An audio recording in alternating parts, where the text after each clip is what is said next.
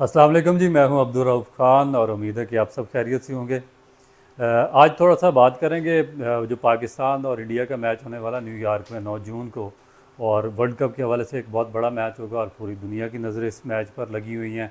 Specially जो पाकिस्तान और India के क्रिकेट के शायकीन हैं वो बहुत बेताबी से इस मैच का इंतज़ार कर रहे हैं। और मेरा ख्याल है कि जो पाकिस्तान और इंडिया की राइवलरी है और जिस तरह पाकिस्तान और इंडिया के मैचेस होते हैं तो उसमें पूरी दुनिया ही एक इन्वॉल्व हो जाती है। और स्पेशली मैच भी जब अमेरिका में खेला जाना होगा तो उसमें मेरा ख्याल है कि इंडिया और पाकिस्तान के लोगों की बहुत ज़्यादा नज़र होगी। इस मैच में मैं आज क्योंकि बहुत ज़्यादा लोग एम्फसाइज़ कर रहे थे कि इस पे बात करें कौन सी टीम जीतेगी कौन सी हारेगी, क्योंकि शॉर्ट फार्मेट में आप किसी भी टीम के बारे में प्रेडिक्ट नहीं कर सकते, वेदर इंडियन टीम है या पाकिस्तान की टीम है, कोई कमज़ोर है या कोई स्ट्रॉन्ग टीम है। क्योंकि एक ओवर, एक बैटिंग में एक अच्छा ओवर और बॉलिंग में एक अच्छा ओवर, दोनों मैच को कम्प्लीटली चेंज कर देते हैं। जैसा कि आपने देखा होगा कि 2021 में दुबई में जो पाकिस्तान कंसेक्टिव उससे पहले मैचेस 6 मैचेस हार गया था इंडिया से वर्ल्ड कप में, मगर उस मैच में पाकिस्तान ने इंडिया को 10 विकेटों से शिकस्त दी और रिजवान और बाबर आजम ने उसको सक्सेसफुली चेज़ किया था। उसके बाद 2022 में आपको याद होगा जब मेलबर्न के फुल पैक स्टेडियम में पाकिस्तान और इंडिया का मैच हुआ और उसमें इंडिया को आखिरी 8 बॉलों में 28 रन चाहिए थे और शुरू में 31 फॉर 4 था इंडिया। उसके बाद पांड्या और विराट कोहली की एक बहुत ही आउटस्टैंडिंग पार्टनरशिप हुई और उसने मैच का नक्शा चेंज कर दिया। आखिरी ओवर में 16 रन चाहिए थे, शाहीन अफरीदी की इंजरी हुई, उसके बाद हारिस रऊफ़ को रन कंसीड हुए और पाकिस्तान ये मैच हार गया। इसलिए आप एग्जैक्टली प्रेडिक्ट तो नहीं कर सकते, मगर मैं कुछ एनालिसिस करूंगा और कुछ कंपैरिजन करूंगा पाकिस्तान और इंडिया की जो टीम सिलेक्शन है और जो प्लेयर्स हैं उनके बारे में, और उसमें भी स्पेशली जो विराट कोहली या रोहित शर्मा और पाकिस्तान की तरफ से मोहम्मद रिजवान या बाबर आजम, उनके बारे में ज़्यादा बात नहीं करूँगा। मैं बात करूँगा उन प्लेयर्स के बारे में जो इंडिया और पाकिस्तान की टीम में न्यू कमर्स हैं और जिनसे दोनों जो कंट्रीज़ हैं उनके जो पॉपुलेशन है उसको बहुत ज़्यादा एक्सपेक्टेशन है कि ये जो नई टीम सिलेक्शन हुई है और जो नए प्लेयर्स इंडक्ट किए हैं पाकिस्तान और इंडिया की टीम में, ये किस हद तक इन्फ्लुएंस होंगे और पाकिस्तान और इंडिया का एक बहुत बड़ा जो प्रेशर मैच वर्ल्ड कप में होने वाला उसको किस हद तक उसका प्रेशर बर्दाश्त करने में कामयाब होंगे। तो इस पर मैं थोड़ा सा एक अपना एनालिसिस पेश करता हूँ। मैंने थोड़ा सा कुछ एवरेज लिखी है कि सबसे पहले मैं पाकिस्तान के जो प्लेयर्स हैं उनके बारे में बात करूँगा। साइम अयूब की अगर आप बात करें तो उन्होंने अभी तक पाकिस्तान से 21 मैच खेले हैं T20 के, 286 रन किए हैं और उनकी 15 रन की एवरेज है। उस इसी तरह जो दूसरे पाकिस्तान में जो न्यू कमर है उसमें आज़म खान है, उन्होंने 13 मैचेस खेले हैं, उसमें 88 रन उन्होंने किए और 9 रन की उनकी एवरेज है। इसी तरह उन्होंने फ़र्स्ट क्लास के भी 16 मैचेस खेले हैं और 26 की एवरेज है उनकी। साइम अयूब ने फ़र्स्ट क्लास के 15 मैचेस खेले हैं, 44 की उनकी एवरेज है। एक टेस्ट मैच उन्होंने पाकिस्तान से घेर रखा है। उसके बाद उस्मान खान है, उन्होंने 6 मैचेस में 96 रन किए और T20 इंटरनेशनल में उनकी एवरेज 18 या 19 रन की है।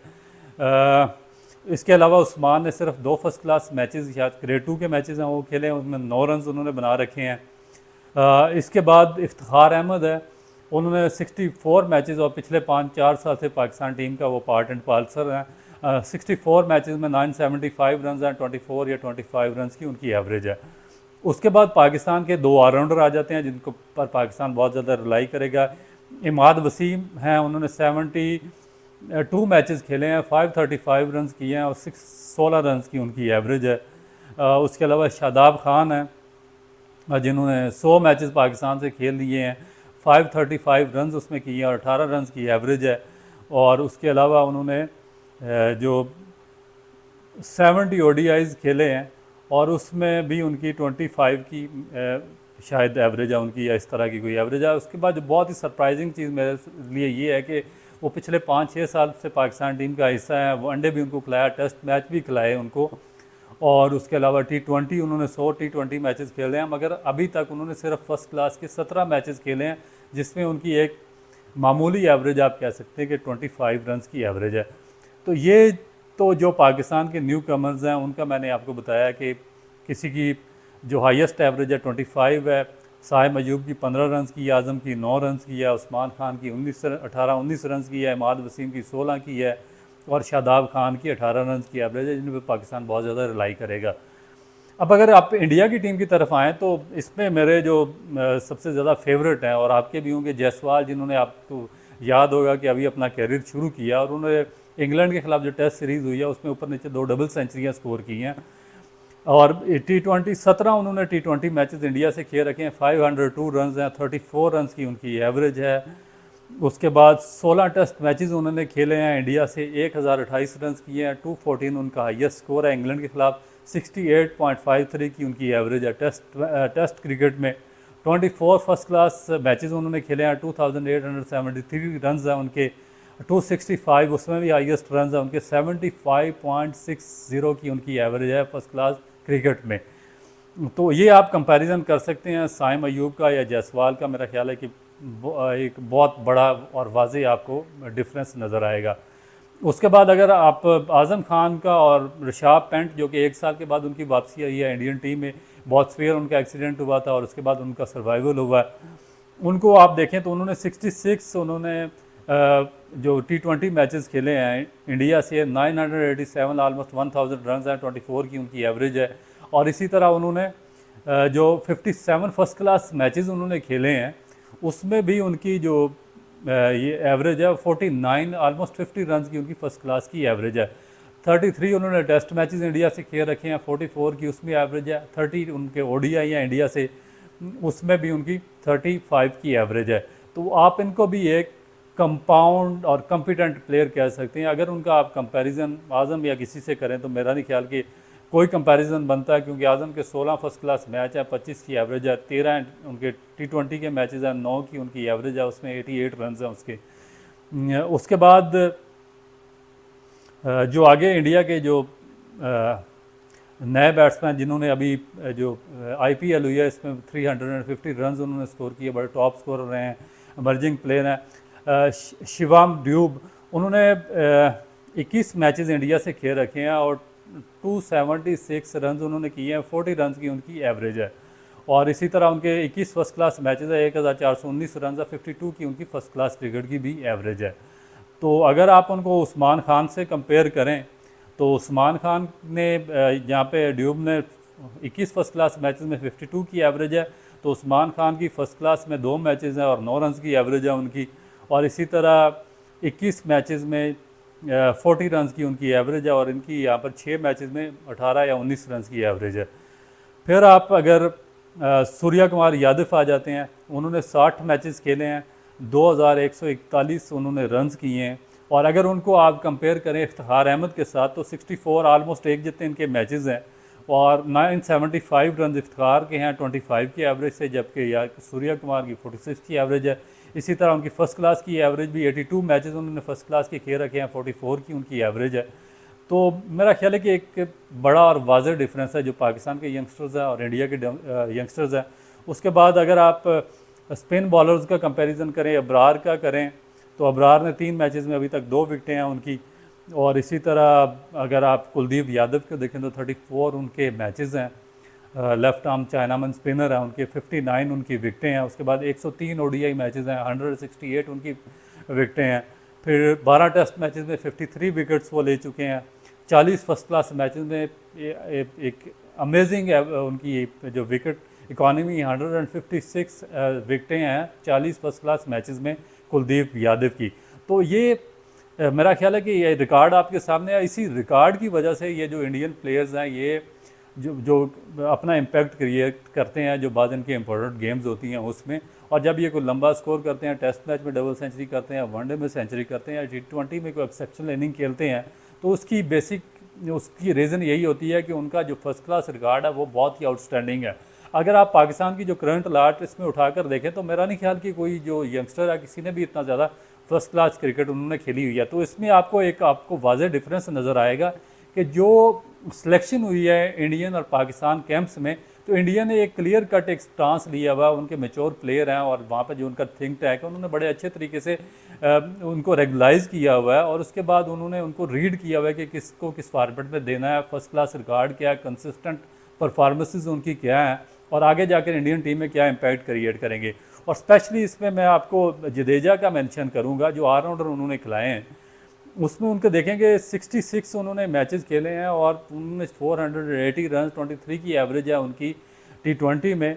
197 ओडीआई उन्होंने इंडिया से खेल रखे हैं। 2756 रन 33 की उनकी इसमें एवरेज है। ओडीआई में 72 टेस्ट में 3000 रन 36 की उनकी इसमें एवरेज है। टेस्ट क्रिकेट में 127 फर्स्ट क्लास मैचेस हैं, 7000 से अबव रन हैं, 45 की उनकी एवरेज फर्स्ट क्लास क्रिकेट में है। उसी तरह अगर उनकी विकटें देखें तो 53 विकेट्स उनकी टी20 में है, 220 विकेट्स उनकी ओडीआई में है, 294 विकेट्स उनकी हैं टेस्ट क्रिकेट में, और 513 विकेट्स उनकी हैं फर्स्ट क्लास क्रिकेट में। तो ये तो देखें कि एक ट्रू मैंने एनालिसिस और एक आपके सामने मैंने एक ओपन कंपैरिजन किया जिसमें किसी किस्म का कोई बायसिज्म नहीं था। दोनों टीमों की आपको मैंने एक एग्जैक्ट शेप दिखाई है, क्योंकि जो टॉप प्लेयर्स हैं जिसमें रोहित शर्मा आ जाते हैं, जिसपे विराट कोहली आ जाते हैं, और पाकिस्तान की तरफ से बाबर आजम आ जाते हैं, मोहम्मद रिजवान आ जाते हैं, और इसी तरह बॉलिंग में अगर आप देखें तो उसमें आपके जो इनके पांड्या हैं, उसके बाद सिराज है, उसके बाद अर्शदीप सिंह है, बड़े प्रोमाइजिंग बॉलर हैं, बड़ा अच्छा उन्होंने परफॉर्म किया। उसके बाद no doubt Bumrah outstanding bowler हैं, तीनों फार्मेट में आउटस्टैंडिंग उन्होंने बॉलिंग की, और स्पेशली उनकी तारीफ़ करनी पड़ेगी जिस तरह इंजरी के बाद वापस आके उन्होंने इंडिया से परफॉर्म किया तीनों फार्मेट में। तो मेरा ख्याल है कि वो आउटस्टैंडिंग है। और अभी तक जिस तरह जब से वो वापस आए एशिया कप में उन्होंने आउटस्टैंडिंग कर अपना स्पेल किया है, श्रीलंका को, पाकिस्तान को आउट क्लास किया। फिर इस जो लास्ट वर्ल्ड कप हुआ 50 ओवर्स का, उसमें उन्होंने इंडिया से ऑलमोस्ट तमाम मैचेस खेले। इंडिया की डेड पिचेस पर, बैटिंग फ्रेंडली पिचेस पर उन्होंने आउटस्टैंडिंग बॉलिंग की है। इंडियन टीम को फाइनल तक लेकर जाने में उनका बहुत इंपॉर्टेंट किरदार है, उनका और सिराज का।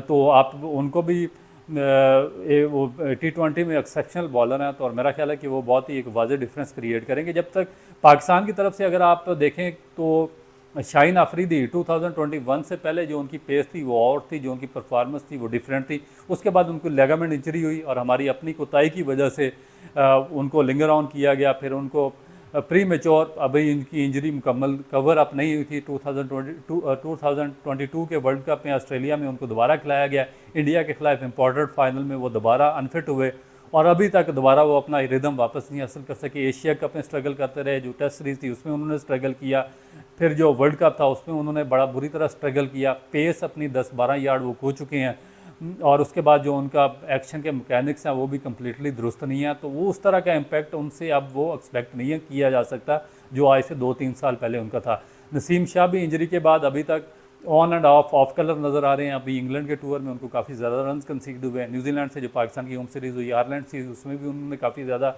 रन एक्सीड किए हैं। तो उनका भी बॉलिंग को इस तरह आप इतनी मेच्योर नहीं कह सकते। दूसरी तरफ जो अगर उनका कंपैरिजन करें सिराज के साथ, तो आपको याद होगा कि जो एशिया कप हुआ है श्रीलंका में, तो उन्होंने श्रीलंका को 50 या 60 रन पे आउट किया और सिराज ने 6 विकेटें ली उसमें। और इसी तरह जो वर्ल्ड कप हुआ उसमें बड़ी आउटस्टैंडिंग उन्होंने एक स्पेल किया था, उसमें दोबारा उन्होंने 4-5 विकेटें ली, बहुत अच्छा शानदार बॉलिंग की और अपनी बड़ी अच्छी एक बॉलिंग फॉर्म में है, क्योंकि फिटनेस उनकी अच्छी है, एक रिदम में है, बॉलिंग उनको करना आती है, फर्स्ट क्लास क्रिकेट उन्होंने लंबी खेली हुई है।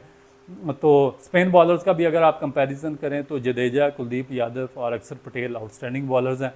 पाकिस्तान से अहमद वसीम एक ऐसे आप कह सकते हैं कि जिन्होंने काफ़ी लंबी फर्स्ट क्लास क्रिकेट खेली है, मगर होना क्या चाहिए था कि उनको कैरी ऑन साथ रखना चाहिए था। मगर दरमियान में जो उनका 2 साल का गैप आया जिसमें उनको बिल्कुल पाकिस्तान की तरफ से नहीं खिलाया गया, फिर उन्होंने उन्होंने अपने पाँव पे कुल्हाड़ी मारी कि वो टीवी चैनल्स पर बैठे रहे और उन्होंने फर्स्ट क्लास क्रिकेट का हिस्सा नहीं बने, वो और मोहम्मद आमिर दोनों। और वो टीवी चैनल पर बैठ के पाकिस्तान की सिलेक्शन क्राइटेरिया पर, पाकिस्तान क्रिकेट बोर्ड पर और टीम सिलेक्शन पर तनकीद करते रहे, बजाय कि इसके वो जाकर फर्स्ट क्लास क्रिकेट खेलें, अपने रिदम में वापस आए और टीम को ज्वाइन करें। फिर वो पॉलिटिकल इंटरफेरेंस की वजह से वो दोबारा पाकिस्तान टीम में वापस आए और अभी तक दोनों अपना इम्पैक्ट क्रिएट करने में इसीलिए नाकाम रहे हैं कि वो फर्स्ट क्लास क्रिकेट से कम्प्लीटली साइड लाइन हो गए थे। और जब आप क्रिकेट से साइड लाइन हो जाएँ तो आप जितने मर्जी नेचुरल टैलेंटेड हो, जितने मर्जी अच्छे हों, जो भी आप पास्ट में रह चुके हों, आपकी वो फॉर्म दोबारा वापस नहीं आ सकती। ना आप उस रिदम में आ सकते हैं, ना आप उस तरह फील्डिंग कर सकते हैं, ना आपका कम्बिनेशन टीम के साथ बन सकता और ना आप उस मोमेंटम को कैरी कर सकते हैं। तो ये एक मेरा ख्याल में एक ट्रू एनालिसिस था। आगे क्योंकि शॉर्ट फॉर्मेट है, कोई भी टीम जीत सकती है, दोनों टीमें बैलेंस है, प्रेशर मैच होता है, ऑन द डे कौन सी टीम प्रेशर हैंडल करेगी, जो अच्छे तरीके से प्रेशर हैंडल करेगी वो टीम मैच जीत जाएगी। तो उम्मीद है कि एक मैंने आपके सामने एक ट्रू एनालिसिस रखा है, ना उसमें मैंने पाकिस्तान की साइड ली है, ना उसमें मैंने इंडिया की साइड ली है। एक जो कंपैरिजन था आपस में, बिल्कुल उसकी एक रियलिस्टिक पिक्चर मैंने पेश करने की आपको कोशिश की है। उम्मीद है कि आपको ये व्लॉग पसंद आया होगा। इंशाल्लाह एक नए व्लॉग के साथ दोबारा आपकी खिदमत में हाज़िर होऊंगा। Thank you.